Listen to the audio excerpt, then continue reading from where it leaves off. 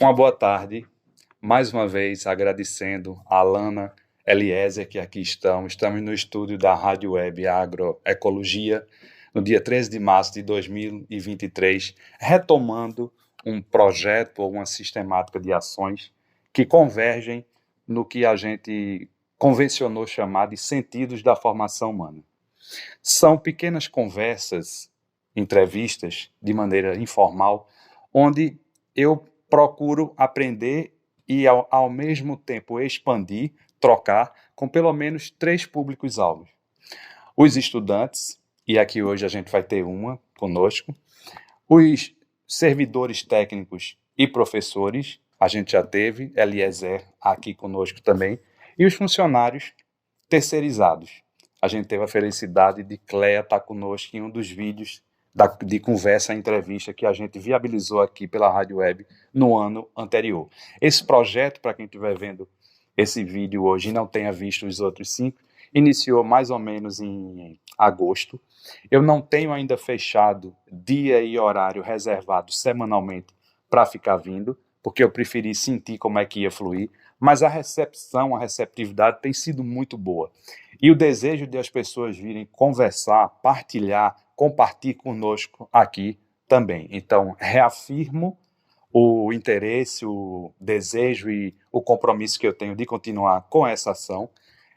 Reitero o agradecimento à Alana e à Eliezer nesse apoio constante, incansável, e o agradecimento aos que já vieram, a quem está aqui hoje, que é Carla, né? É minha aluna nesse semestre, mas não é por isso que ela está aqui porque ela é uma aluna que já faz pesquisa, segundo ela mesma vai poder falar com a sua própria voz, há quanto tempo? Há pelo menos desde 4 anos, desde que entrou aqui no curso, e está fazendo, e já quase finalizando, licenciatura na área de matemática.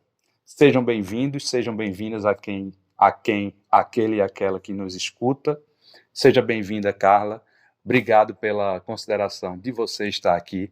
Fique à vontade para você apresentar-se e já começar falando um pouco de como é a sua história aqui dentro e por dentro do curso também. Fique à vontade. Boa tarde. Meu nome é Carla Suzana Tibúcio, eu curso licenciatura em matemática.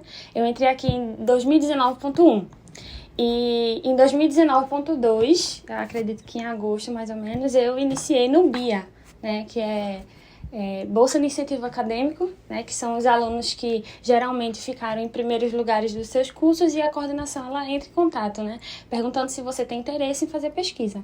E aí minha coordenadora na época era Tamires, e aí eu acredito que um pouco diferente do PIBIC, que os alunos que vão atrás dos professores, talvez com um tema de interesse que queiram fazer pesquisa, o meu foi o contrário, né? A minha coordenadora Tamires falou comigo e disse que tinha um professor que tinha disponibilidade, que estava sem nenhum pesquisador, né, com ele. Ele não estava orientando ninguém, e aí marcou um encontro, né, para fazer com esse meu orientador Edgar Correia Amorim Filho, que é meu orientador até hoje. E aí ele me propôs o tema que já era de pesquisa dele, né, que ele vinha de mestrado, doutorado, e que era grafos, era a área de grafos, que é uma área da matemática, e a gente estudava tanto grafos, que é essa área da matemática, que não é uma área vista no ensino médio, no ensino fundamental. Inclusive, na verdade, eu não sabia o que eram grafos. Nem na graduação a gente estuda esse tipo de assunto. Pelo menos agora, como o senhor falou, eu estou no último período, estou me formando agora, e eu não vi durante toda a graduação esse conteúdo. É um assunto que é estudado mais em pós, né, mestrado, doutorado, e também que, por exemplo, em Olimpíadas, ele é muito utilizado em Olimpíadas de matemática, porque ele facilita determinados tipos de assunto, determinados tipos de questões, né, esse assunto. Então, a gente começou estudando grafos e linguagem de programação Python. Então, eu aprendi essa linguagem de programação, aprendi a programar utilizando essa linguagem de programação, porque tudo digamos assim, aqueles cálculos gigantescos que a gente tem em matemática, se a gente faz utilizando, linkando, né, a computação, é como se não, né? Ele fica muito mais rápido. Claro que o pré, né, que é a programação que a gente faz, demora mais, porém depois, nos cálculos, facilita tudo. Então,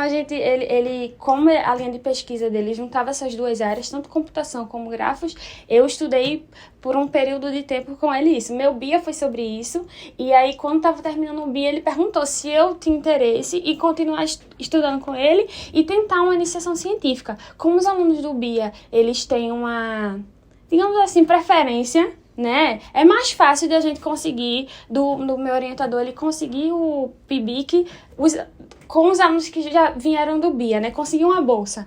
E aí eu disse que gostaria, ele montou, né, o projeto, que era dando continuidade a basicamente o mesmo assunto, né, só que aprofundando, porque o BIA é mais voltado a mais o estudo mesmo, né, o PIBIC que é mais pesquisa. Então a gente pegou esse assunto que a gente já estudava e aprofundou e voltou mais para uma pesquisa, né, um desenvolvimento de pesquisa. E aí eu fiquei por mais um ano com ele, só que nesse último ano, eu acho que eu tinha até comentado com o senhor sobre isso.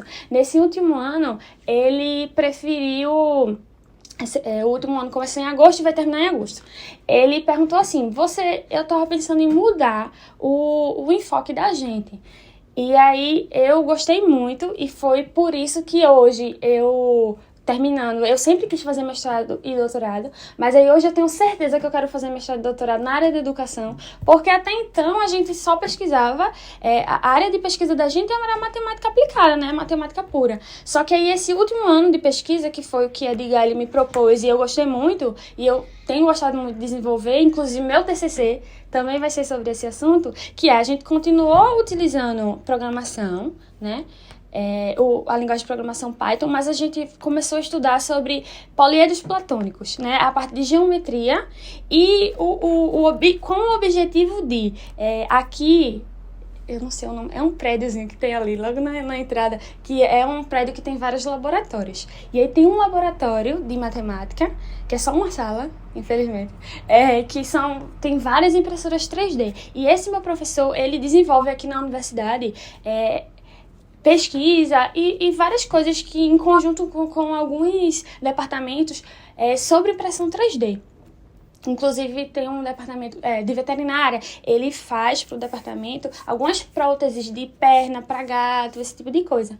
E aí, a gente está estudando os poliedros platônicos com o objetivo de a gente, terminando esse estudo sobre os poliedros platônicos, desenvolver os códigos utilizando a linguagem de programação Python, imprimi-los, né, porque precisam dos códigos, a gente envia para a impressora. A gente já começou esse processo de vir aqui aprender, porque hoje sou eu e outro aluno. Esse aluno, ele entrou na universidade bem depois de mim, mas esse já é o segundo ano dele com a gente, então a gente já começou o processo de vir mexer com a impressora 3D e aprender, porque terminando essa parte de implementação dos códigos, a gente vai mandar para a impressora imprimir com o objetivo de utilizá-lo na sala de aula.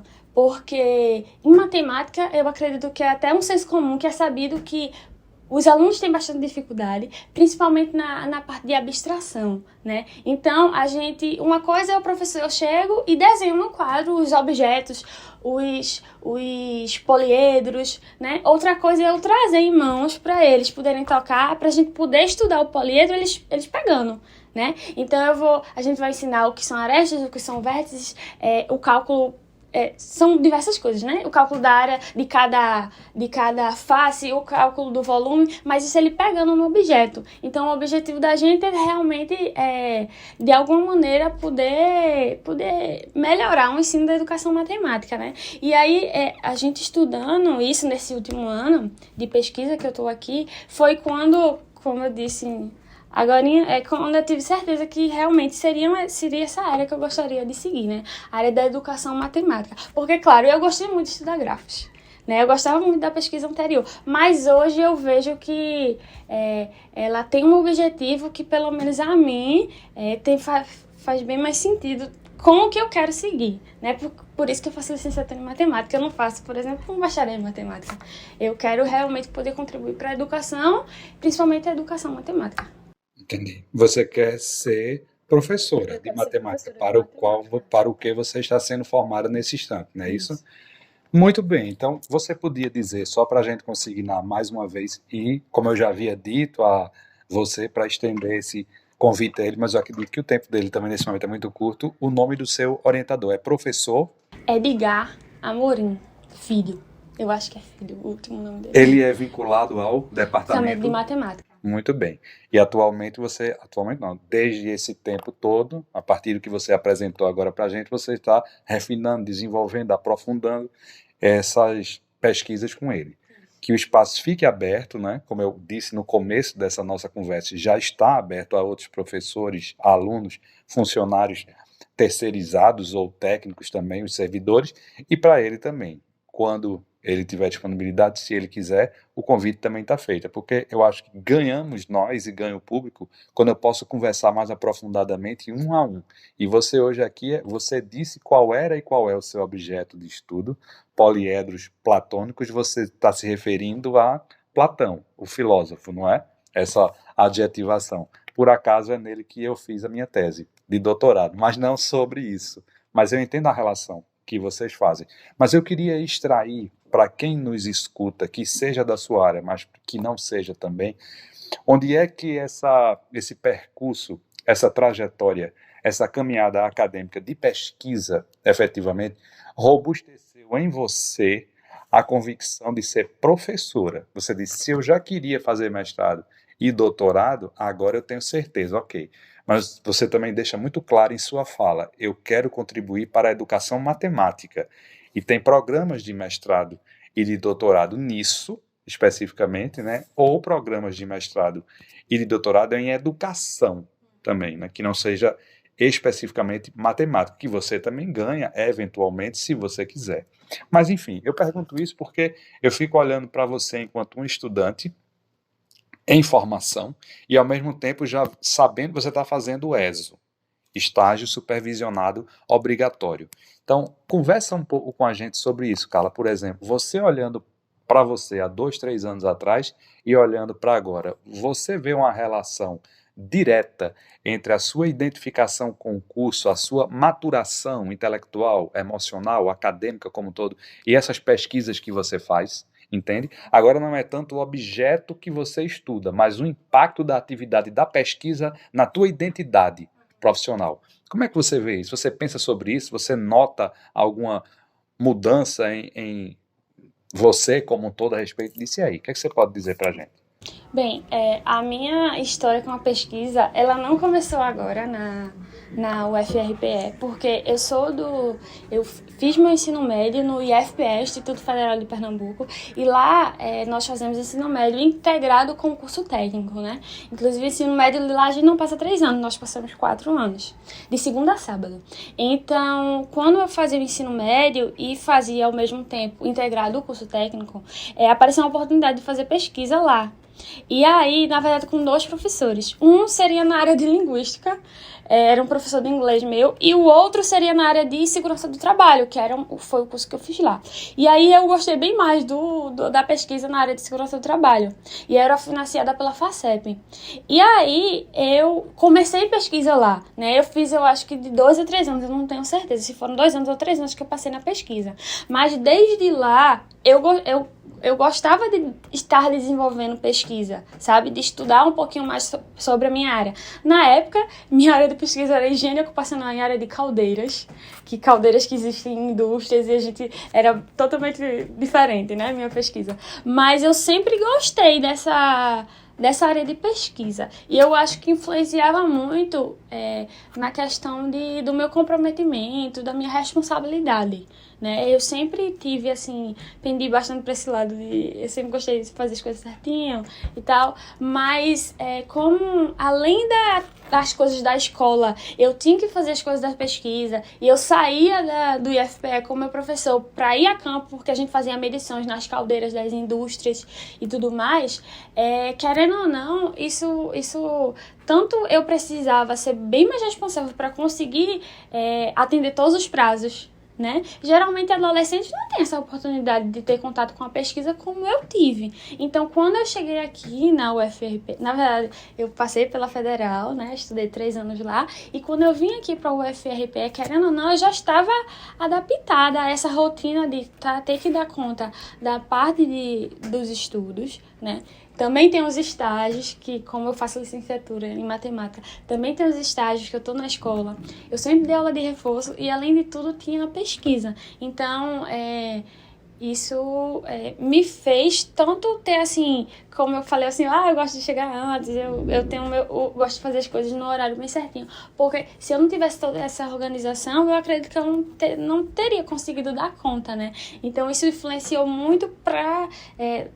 como eu sou, né? Até hoje, por exemplo, que eu estou escrevendo o meu TCC, é muito mais fácil, porque eu, basicamente, sempre que eu escrevo, né, eu já tenho aquilo certinho, porque na pesquisa dos relatórios finais, relatórios parciais, a gente tem que seguir uma estrutura, né? Metodologia, objetivo específico, objetivo geral. Quando eu paguei, inclusive, as disciplinas que a gente paga aqui na faculdade, lá no início do curso, eu já sabia fazer essas coisas, porque eu já fazia pesquisa desde o IFPE, né? Então, influenciou tanto, não só na minha vida acadêmica, mas influenciou, eu acredito, para me formar como pessoa, né? Desde a adolescência. Acho que eu faço pesquisa desde os 16 anos. Hoje eu tenho 26.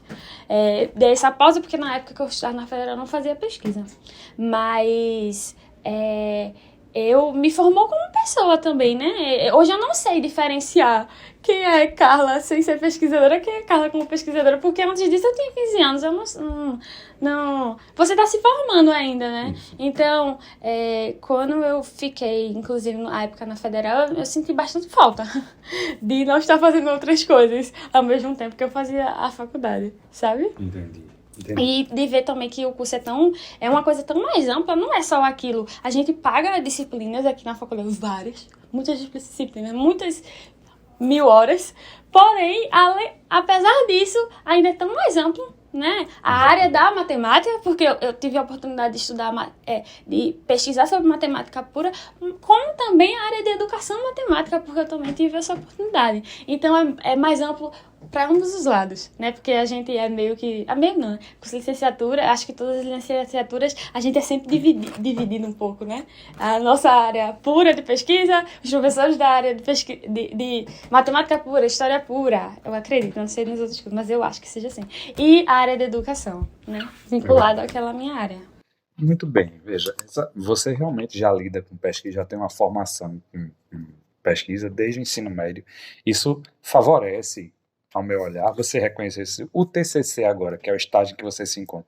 Por você já vir acostumada com essa escrita acadêmica, com essa metodologia chamada científica, né? Com esse jeito de organizar e sistematizar os saberes e o conhecimento, você vê isso sendo replicado. Tal qual você fazia no IFPE e tal qual você faz aqui agora, fez no BIA com um professor e continuou PIBIC por 3 anos consecutivos, não é isso? Com esse mesmo professor e o TCC com ele também. Então, veja, há uma identidade com a temática e com o pesquisador. Isso a gente sente. Então, quando eu lembro dos meus atuais alunos pesquisadores e monitores, ou dos que trabalharam comigo, teve gente que seguiu uma trajetória semelhante à sua, realmente tem que haver uma identificação com o tema, a temática em geral, e uma sintonia boa que pode e deve sendo construída e refinada ao longo do tempo, ao longo dos anos. Mas me diz uma coisa, aí eu queria que você olhasse, você passou por 3 instituições, você concluiu o ensino médio técnico do IFPE. Você saiu lá como técnica em segurança do trabalho, é isso? Isso, só que aí eu só não tenho meu diploma de técnica, porque eu não fiz o estágio no final. Muito bem, então, se você tivesse feito, você teria o diploma de técnico. Mas aproveitou tudo que você fez. Mas esse é que é o ponto. Veja, a certificação do saber é uma senha, é uma chave, é um requisito para você poder atuar como. Mas aí eu queria valorizar, para você e para qualquer um que vem aqui, o processo como um todo. Então, realmente, para o que a lei exige, para o que se precisa, você não concluiu essa etapa. Mas todo o resto é totalmente aproveitável e está presente aqui até hoje, né? Pra gente, porque eu falo isso, cara, eu não sei se na área de exatas ou de saúde e de biológicas, etc., Isso fica claro. Não significa que na de humanas, né, ou de sociais aplicadas, essa divisão que a gente faz, mas eu vejo muitas vezes a gente preocupado em alcançar o resultado da pesquisa e não curte ou não problematiza o próprio processo da pesquisa. Na tua experiência, somando o IFPE e somando aqui, as pesquisas que você fez, os interlocutores que você teve e tem, a própria estrutura do método científico como te é apresentado, né? Ele dá margem para você curtir o que errou, ou é quase uma obrigação você minimizar os erros e alcançar o resultado que espera? Entende o que eu estou dizendo? Vou dizer de uma outra forma, não você entender. Mas, por exemplo, a gente pesquisa para validar algo que a gente já acredita que é, e nesse sentido a gente vai envidar esforços para descobrir isso, talvez até negligenciando algumas coisas que possam atrapalhar, ou a gente faz pesquisa mesmo no sentido de encontrar algo inusitado. Como é que é para você? Como é que é na tua história? Então, eu acredito que isso pode... Como toda a minha experiência aqui com pesquisa foi com o mesmo orientador, Edgar, eu só tenho essa experiência, né? Mas talvez, eu não sei se por ser ele sempre me deixou muito livre, assim, de tipo assim, a gente estudava as coisas, e aí a gente tinha toda semana encontros semanais, né, de tantas as horas que fossem necessárias, 2 horas, se pudesse, só precisasse de 1 hora, se precisasse de mais. Semanas que, por exemplo, você não tá tão bem assim, semanas que você tá doente, e aí não tinha encontros muito normais. E aí, Edgar sempre me deixou muito livre, mas sempre me auxiliou em todo o processo, né? Inclusive, eu não falei, acredito que ficou subentendido, mas eu comecei em 2019.2. Então, a gente enfrentou a pandemia fazendo pesquisa, né? Então, quando teve um período que foi quando assim fechou tudo aqui no Brasil, foi em março de 2020, eu não estava aqui. Era a primeira semana de aula, só que eu ia viajar. E aí eu ia viajar para fora do país. E eu estava em São Paulo. E eu fiquei presa lá, porque não pude ir, só que eu não podia voltar.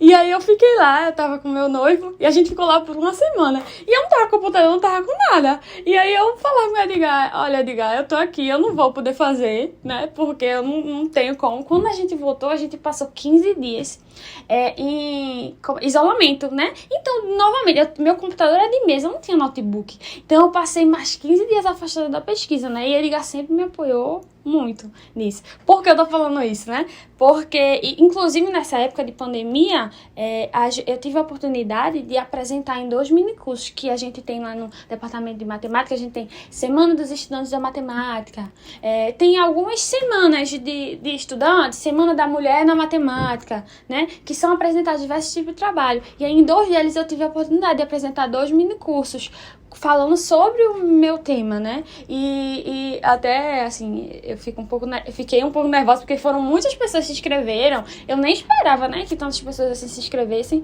Então, assim, a gente, quando chegava, assim, no final daquele tempo de pesquisa, que é 1 ano, né, no relatório final, diversas vezes nós não conseguimos fazer toda aquela programação que Edgar tinha feito quando ele fez o projeto, né?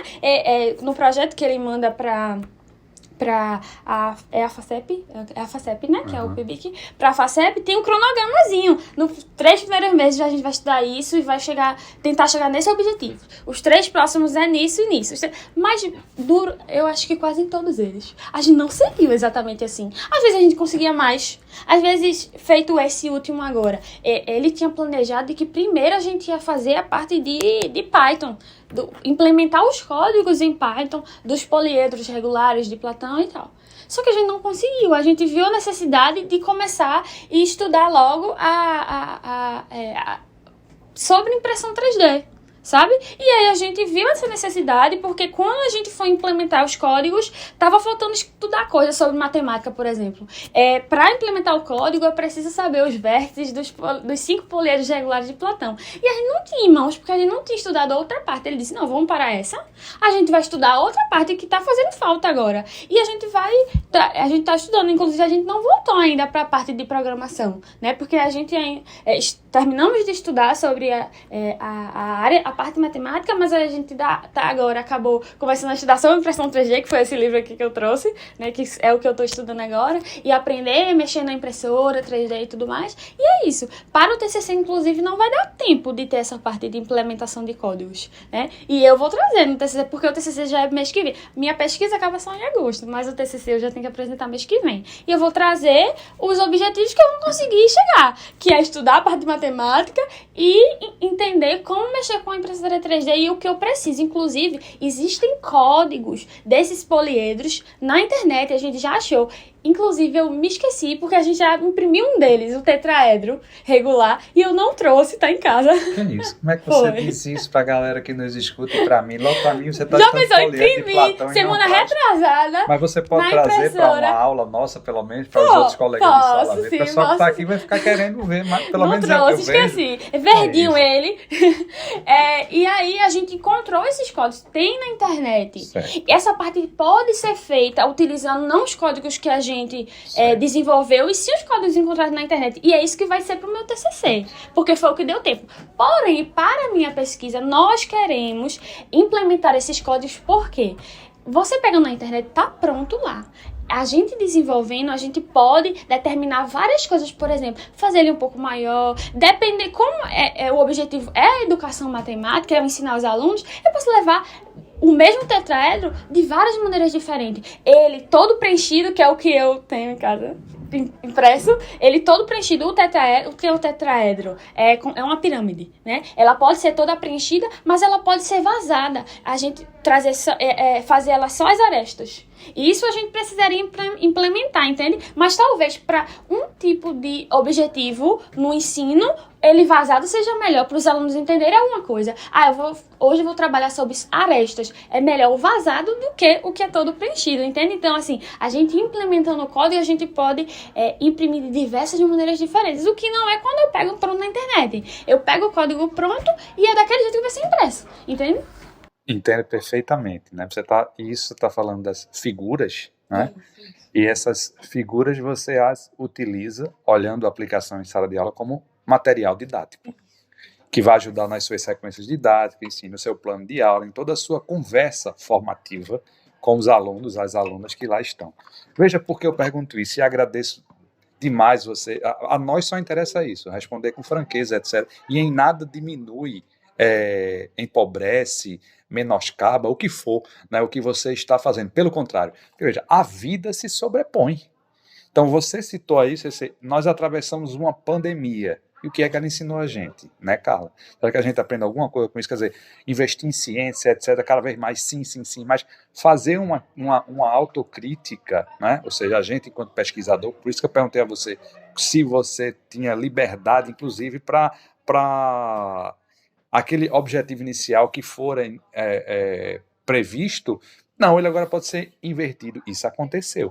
Mas isso acontece comigo também, numa pesquisa, mesmo que seja aparentemente só teórica, bibliográfica, porque tem um material humano, tem um componente humano que somos nós, e é o que está em questão, é a nossa formação. Né? Por isso que não fico tanto impressionado com o que a gente encontra, embora a pesquisa precise validar ou invalidar, afirmar ou infirmar alguma coisa, e tem que ter uma ressonância, um efeito social relevante. Há um financiamento, como você recebe bolsa de um órgão de fomento do nosso estado chamado FACEP, né, que é ele que de alguma maneira, a palavra não é distribuir, mas faz essa oferta de bolsas para as universidades e, como você disse, diferente do PIBIC e de monitoria, os professores é que vão atrás praticamente dos alunos mais bem classificados, e muitas vezes é um apelo que eu faço aqui, eu não sei até que ponto a UFRPE, no nosso caso aqui, pode fazer